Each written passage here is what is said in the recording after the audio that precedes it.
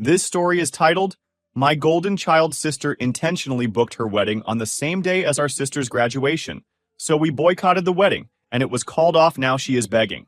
Hey everyone! Before we jump into today's video, I need your help. We've noticed the channel is losing some traction, and subscribing is one of the best ways you can support us. It's quick, free, and it helps us keep bringing you awesome content. Your support means the world. Let's keep this channel growing together. Thanks so much. Now let's start the video. Hey Reddit! If you've ever been in a family where one sibling gets treated like royalty, while the rest of you are left scrambling for scraps of attention, you'll probably relate to this. My family isn't just dysfunctional, it's practically a case study. 7 siblings, all competing for approval, except one of us didn't need to try.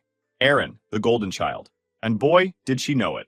My parents had us spread out across about 15 years, which meant chaos 24/7 growing up. We've got Lydia, the eldest, the responsible one. Josh was the quiet middle kid who managed to stay out of the mess. Then there's Leo, the class clown, cracking jokes when things get tense. Me? I'm the fixer, the one who tries to keep the peace, even though I hate it. Then comes Nadia, who's the sweetest, most hardworking person you'll ever meet. She's the quiet achiever, doing great things but never demanding the spotlight.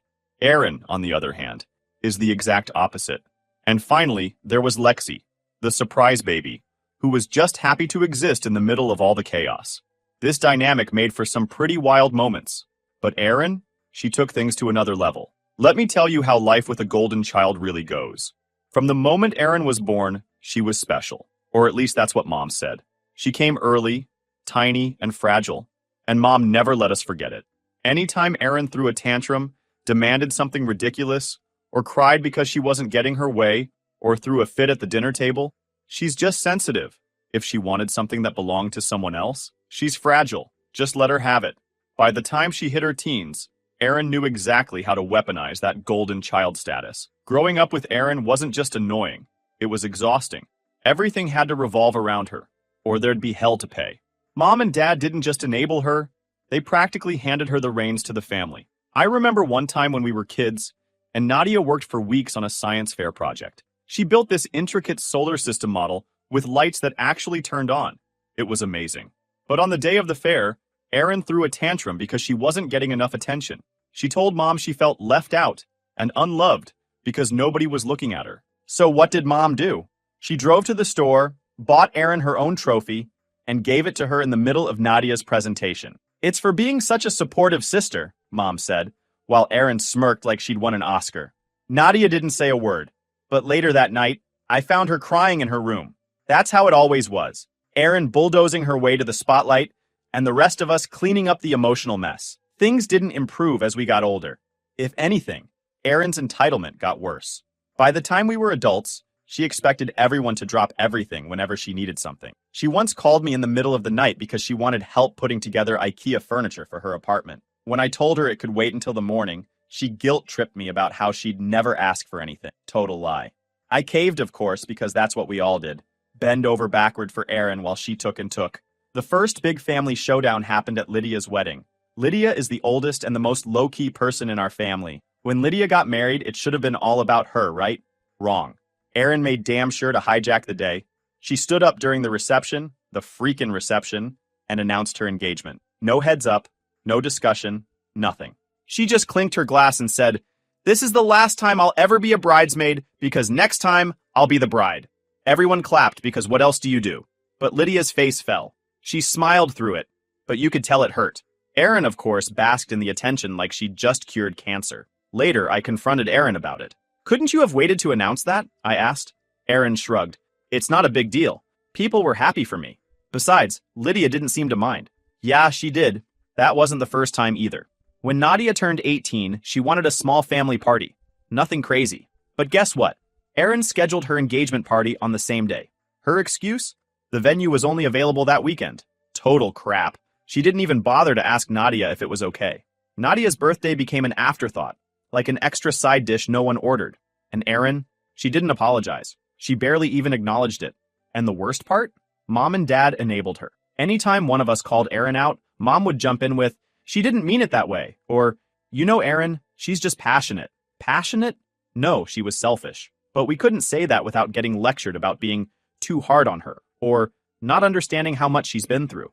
Dad didn't say much, but his silence was just as bad. He'd sit there, arms crossed, while Mom defended Erin to the death. Looking back, it's no wonder resentment started to build. Erin wasn't just taking more than her fair share of attention. She was taking all of it, and she knew it. She thrived on it. Every compliment, every pat on the back, it fed her ego like gas to a fire. The only person who seemed immune to Erin's charm was George, her fiancé. At first, he seemed smitten, just like everyone else. But as their engagement dragged on, I started to notice cracks in the facade. George would try to rein Erin in, subtly suggesting she share the spotlight or tone down her demands. Erin would brush him off, laughing like he didn't know what he was talking about. At the time, I thought it was just normal couple stuff. Now, I realized he was starting to see the same Erin we'd all grown up with. Whatever the case, the cracks were starting to show. Little things here and there, like George's hesitation to back her up, or the way she'd get defensive when anyone challenged her. It was only a matter of time before everything came crashing down. Now, let's fast forward to the main event, Nadia's high school graduation. Nadia is the complete opposite of Erin. She's quiet, hardworking, and never asks for anything. She put in so much effort throughout high school, balancing advanced classes, extracurriculars, and a part-time job. When she found out she was in the top 10 of her class, she was over the moon. She was even invited to give a speech at the ceremony. For once, it felt like Nadia was going to get the recognition she deserved. But Erin had other plans. A few months before graduation, Erin sent a message to the family group chat. Hey everyone, just a quick update. The wedding date has been moved up to June 10th. The venue had a cancellation, and this works better for us anyway. At first I thought, okay, sucks that it's close to graduation season, but we'll figure it out. I didn't immediately connect the date. Then Nadia texted me privately. That's the same day as my graduation. I stared at her message for a second, not sure how to respond. My gut reaction was to give Erin the benefit of the doubt. Maybe she didn't realize. Maybe this was just bad luck. But Nadia quickly cleared that up. I was in the kitchen when the venue called her, she explained. The lady gave her two options, the 10th or the week after. Erin literally laughed and said, "Oh, the 10th is fine. It's not like Nadia's graduation is that important." In my face, then she hung up like it was nothing. I felt a mix of anger and disbelief. Classic Erin. This wasn't some scheduling mishap. This was deliberate. She didn't care that this was Nadia's big day. As far as Erin was concerned, there was only room for one big event, and it was hers. I decided to confront her. "Hey, Erin," I started carefully, trying not to sound too confrontational. "Did you realize the new wedding date is the same as Nadia's graduation?" At first, she put on her fake innocent act. "Oh my gosh, really? I totally forgot. I feel awful." But when I told her she needed to change it, her tone shifted completely. She got defensive, arms crossed, saying, "Well, it's not a big deal. We've had so many graduations already, and this is my wedding. It's a once-in-a-lifetime event." The sheer audacity of that comment left me speechless for a second. Are you kidding me, Erin?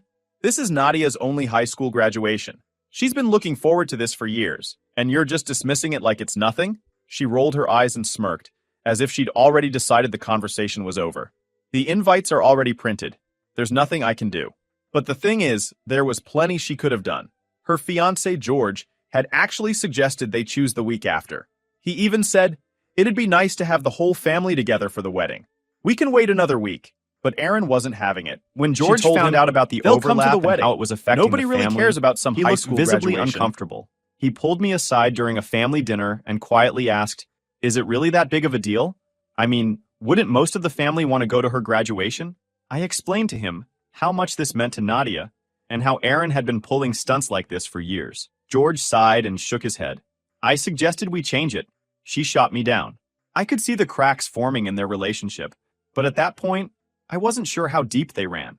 Meanwhile, Erin started her smear campaign. She couldn't just let Nadia have her moment. She had to make her look bad too. She began spreading rumors to extended family, saying Nadia was being overly dramatic, and that she was trying to ruin the wedding. She even went so far as to tell some relatives that Nadia wasn't doing as well in school as everyone thought. So this whole graduation drama is to ruin her wedding. She barely passed math, Erin claimed. Total garbage. Nadia had worked her ass off to maintain her grades, but Erin couldn't handle the idea of anyone seeing Nadia as accomplished or deserving of attention. The family quickly divided into two camps. On one side, you had Mom, Dad, and Erin, who insisted that weddings take priority. Mom kept saying, "Erin's under so much stress. Can't Nadia just understand?" Dad didn't say much, but his silence spoke volumes. On the other side, you had me, Lydia, Leo, and Josh, We were all firmly Team Nadia. This isn't just about the graduation, Lydia said. It's about respect. Erin doesn't respect anyone but herself. But Nadia didn't understand. She was devastated. Her big day, something she'd been dreaming about for years, was being overshadowed by Erin's selfishness. She tried to hide it, but I could tell it was eating her up inside.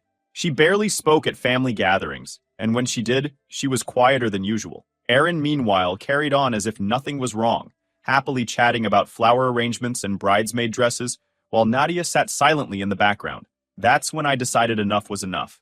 If Erin wanted to be selfish, fine. But I wasn't going to let her get away with it without consequences. I told my parents straight up, I'm not going to Erin's wedding. Nadia deserves to have her family at her graduation, and I'm not going to let her down. Mom was horrified. You can't do that. It's Erin's wedding, she said, as if it was the greatest tragedy of the century. Dad just nodded along silently, his usual move when Mom was in lecture mode. Then came the guilt trip. At least let your son go, Mom pleaded. My son was supposed to be the ring bearer, and they thought using him as leverage would make me cave. It's not fair to punish him for adult problems, Mom said. I didn't budge. This isn't about punishment, I told her. It's about teaching him that we don't let people walk all over us, family or not. Leo and Lydia backed me up, and even Josh, who usually stayed neutral, sided with me. Erin, of course, lost her mind. She accused me of trying to sabotage her wedding, which was ironic considering she'd been sabotaging Nadia's graduation from the start.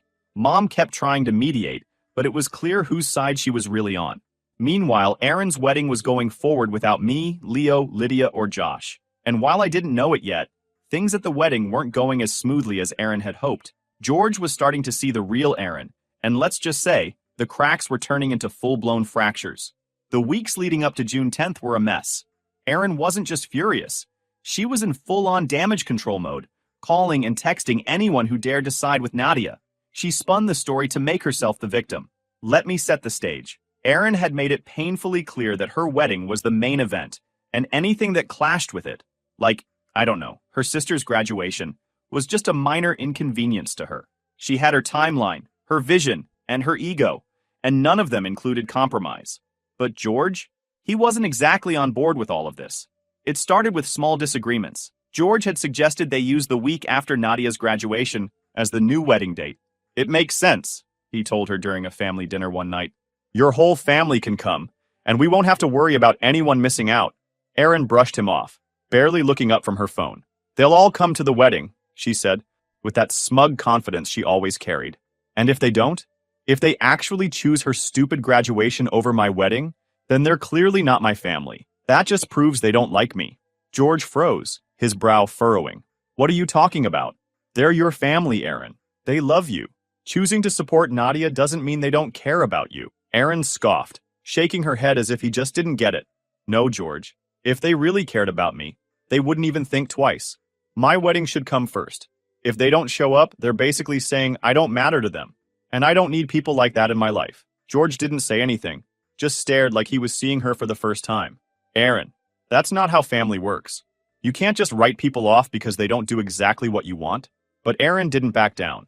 If they don't choose me, what's the point of calling them family? He didn't push the issue that day, but you could tell her words stayed with him. I caught him later talking to one of his groomsmen in the backyard. She's so intense about this, he muttered, his voice heavy with frustration. It's like she sees everything as a loyalty test. I didn't realize she could be this controlling. I could tell that the cracks in their relationship were becoming impossible to ignore. A week later, things escalated. George found out about the rumors Erin had been spreading about Nadia. When George overheard this during a family gathering, he pulled Erin aside. What the hell was that? He hissed, trying to keep his voice down. Erin looked at him like he was overreacting. What are you talking about? That comment about Nadia being jealous of you. Why would you say that? It's not true. And even if it were, why would you throw her under the bus like that? Erin rolled her eyes. It's not a big deal. I was just explaining why this whole graduation thing isn't worth the drama. George's jaw tightened. It is a big deal, Erin. That's your sister. Why are you trying to tear her down? I'm not tearing her down, Erin snapped. I'm just being honest. George didn't say anything right away, but the tension between them was palpable. Later, I saw him sitting alone on the porch, looking like he had the weight of the world on his shoulders. As the wedding drew closer, the disagreements between Erin and George became harder to ignore. George had always been mild-mannered, the type to avoid conflict, but Erin was pushing him to his limit. One night, They had a blowout fight at their apartment, which I only heard about through Lydia, who got the details from one of Aaron's bridesmaids. Apparently, George had suggested reaching out to Nadia and inviting her to the wedding, even if it meant skipping the graduation. He thought it might be a way to mend fences, but Aaron lost it. "Why should I bend over backward for her?" she reportedly yelled. "She's not even making an effort to support me." Aaron didn't take that well. She accused George of taking my side, of all people. "You've been listening to my brother, haven't you? He's the one poisoning everyone against me." George, clearly fed up, told her flat out, "No one's poisoning anything, Aaron. You're doing this to yourself." That's when Aaron stormed out, slamming the door behind her. She didn't come back for hours. George spent the night on the couch, probably rethinking every life choice that led him to this moment. The breaking point for George came 2 days before the wedding. Aaron had invited a few of her closest friends over for a pre-wedding get-together. George was there too, though he mostly kept to himself. At some point, one of Aaron's friends jokingly asked her, "So how's married life going to change you?" Aaron laughed and said, "Not much. I mean, let's be real. George will do whatever I say, just like now. He knows who's in charge." The room erupted in laughter, but George wasn't laughing. Later that night, he confronted Aaron about the comment. "Do you really think of me that way?" he asked, his voice quiet but firm. Aaron shrugged, clearly not taking him seriously. "Oh, come on, George. It was a joke." George didn't buy it. "You say it's a joke, but that's how you act. It's always about you. Your wedding, your plans, your way. What about us? What about me?" She rolled her eyes, her voice dripping with sarcasm. "Oh, please, George. Stop being so sensitive. You're the groom, not the star. All you need to do is show up and say, 'I do.' Why are you making this so difficult? You're acting so weak right now." That was it. George's face went blank, and he stood up straighter, a sense of finality settling over him. "You know what, Aaron?" he said, his voice steady but cold. "Maybe that's the problem. It's always about you. Your day. Your moment. Your everything. And you don't care who you step on to get it." Aaron blinked, confused by the shift in his tone. "What are you saying?" she demanded, her voice sharp. "I'm saying I'm done," George replied. "I'm not doing this anymore. I'm not marrying you. I'm canceling everything." The color drained from Aaron's face as the words sank in. "You can't be serious," she whispered, her voice cracking. "I've never been more serious," George said, turning to leave. "You'll figure out a way to make this my fault, I'm sure. But I know why this is happening. This isn't a marriage, Aaron. It's a dictatorship, and I'm done pretending it's okay." Seconds later, the yelling started. She stormed out into the hallway, screaming his name, demanding he come back. But George was already gone. On 10th of June, I made it to Nadia's graduation, and let me tell you, it was everything she deserved and more. Meanwhile, my parents decided to stay behind with Aaron. I heard they spent the day trying to console her and figure out what went wrong after the wedding was called off. It was clear they were still coddling her, just like always. The day after the non-wedding, Aaron unleashed hell on social media. She posted a long rant about how her toxic family had sabotaged her happiness, blaming everyone but herself for what happened. She even tagged Nadia, saying, "Some people will do anything for attention." Aaron's entire world shattered, and she did what Aaron always does. She doubled down. If her life was in ruins, she was going to drag everyone else down with her. It started almost immediately. By the evening, Aaron had rewritten the entire narrative. According to her, George didn't walk away because of her selfishness, controlling behavior, or the countless red flags she'd waved in his face. No, it was because I had poisoned him against her. And Nadia? Nadia was her co-conspirator, apparently using her graduation as an excuse to drive a wedge between Aaron and the rest of the family. Mom wasn't exactly helping matters. Mom clung to Aaron like her life depended on it, comforting her and feeding into her delusions. "You know she's been under so much stress lately," Mom said, when I called her out for blindly taking Aaron's side. "You and Nadia need to stop being so selfish and think about how this has affected her." "How this has affected her?" I shot back. "She's been trashing Nadia for weeks, spreading lies, and trying to make her graduation meaningless. Now she's acting like the victim because George finally saw through her? No way." Dad, as usual, stayed quiet. He'd perfected the art of avoiding confrontation, but I could tell he was uncomfortable with the way Aaron was acting. Still, he didn't say a word.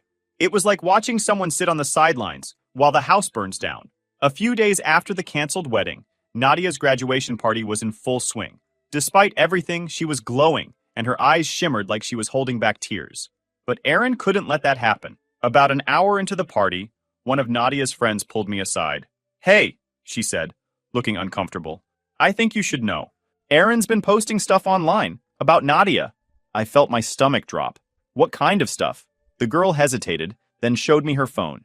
Erin had gone on a full-blown tirade on social media, accusing Nadia of being a manipulative brat who had ruined her wedding. She claimed Nadia had lied to George about her and called her a selfish, ungrateful little girl who doesn't deserve the family she has. The worst part? Erin had tagged all Nadia's friends in the post, clearly trying to stir up more drama. When I saw Erin's post, I was furious. She wasn't just trying to overshadow Nadia. She was turning the whole family against her. I showed it to Nadia, who just looked hurt and said, "Let's ignore it. I don't want to cause more drama," but I couldn't let it go. I pulled Leo and Lydia aside, and we decided to confront Erin directly. I called her and put her on speaker. "What's wrong with you?" I asked as soon as she picked up. "Excuse me?" Erin snapped, annoyed. "Don't play dumb. We saw your post about Nadia." Erin didn't even deny it. "It's the truth. She ruined my life and you all took her side." "Erin," Lydia said firmly, "you need to stop. You're making this worse for everyone, especially yourself." Erin scoffed. "Oh, don't act innocent. You all turned your backs on me. If this family cared about me, none of this would have happened." "You mean George leaving you?" I shot back. "He left because he saw the real you. Stop blaming everyone else." That hit a nerve. "You're a hypocrite," she hissed. "And Nadia is just a spoiled brat who doesn't deserve anything she gets." I hung up. There was no reasoning with her. We told relatives who called about the post that Erin wasn't welcome at the party, and her canceled wedding was her own doing. Mom, of course, sided with Erin. She started calling me, saying, "You can't abandon your sister when she's so fragile." "She's not fragile, Mom," I said. "She's selfish. If you want to defend her, fine, but don't involve me." Mom didn't take it well. She started showing up at my house, ranting about how I needed to apologize. When I ignored her, she posted on Facebook about how her family had abandoned her and Erin. It was exhausting, but I refused to engage. Despite Erin's efforts to ruin it, Nadia, meanwhile, was thriving. She left for college a few months later and cut ties with everyone except me and Leo. "I can't keep dealing with this," she told me. "It's too much." I didn't blame her one bit. A few weeks later, Nadia left for college. True to her word, she stayed in touch with me and Leo, sending us updates about how much happier she was away from it all. But as far as the rest of the family was concerned, she was done. No calls, no texts, no visits. She'd finally broken free. And honestly, I couldn't blame her. Erin, meanwhile, was spiraling. George cut all ties with her, refusing to even return her calls. Her social media posts became more erratic, and she started losing the support of even her closest friends. She was unraveling, and there was no one left to pick up the pieces. And Dad, to my surprise, finally spoke up a few days later. He called me and said, "You were right about Erin. I should have stepped in sooner."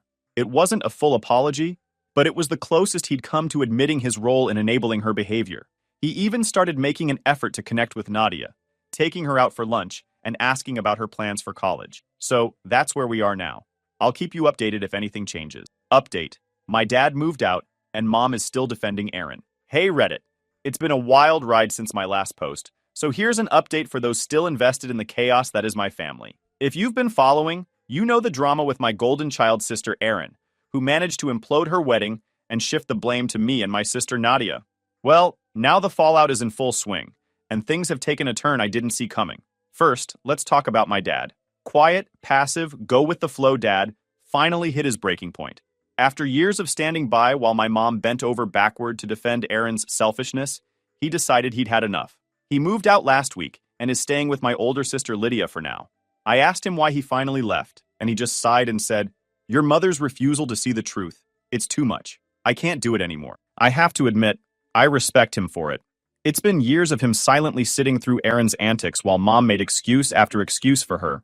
To see him finally take a stand was surprising, but long overdue. He told me he's realized how much damage staying quiet has done, not just to Nadia and me, but to all of us. Honestly, I wish this realization had come sooner, but I appreciate that he's trying now. He's been spending more time with me, Leo, and Lydia, and even made an effort to reach out to Nadia, who, if you remember, has cut contact with everyone except me and Leo since going to college. Now for Mom. Oh boy, where do I even start? If Erin has a #1 fan, it's my mom.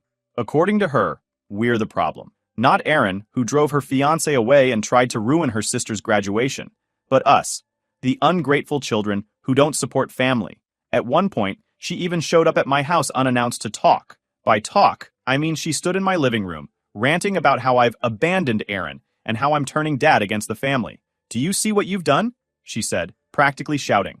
Your father left because of you and your siblings, not Aaron. I looked her straight in the eye and said, Dad left because he's tired of enabling this mess. And honestly, so am I. You need to leave and stop making things worse for everyone. Her face turned red, and for a moment, she looked like she might say something. But instead, she spun around and stormed out, slamming the door so hard the walls shook. That was the last I heard from her.